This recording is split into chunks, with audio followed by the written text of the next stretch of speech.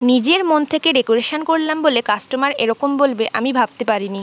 প্রায় 1 সপ্তাহ আগে 3টে মিষ্টি ভাই বোনেরা এই অর্ডারটা আমাকে দিয়েছিল। এটা ভ্যানিলা ফ্লেভারের 1 পাউন্ড কেক, বাট ওরা চকলেট কেক খেতে ভালোবাসে, কিন্তু আমার কাছ থেকে ভ্যানিলা ফ্লেভারের কেক কেন নিল? কারণ এটা হলো অ্যানিভার্সারি থিম কেক। ওদের মা বাবার অ্যানিভার্সারির কারণে ওরা ভ্যানিলা নিয়েছে, কারণ মা বাবা চকলেটটা অত পছন্দ করে না, সে কারণে ওরা ভ্যানিলা নিয়েছে। বেকিং লাইনে আসার পর থেকে ভ্যানিলা 1 পাউন্ড কেকের এটা আমার প্রথম অর্ডার ছিল।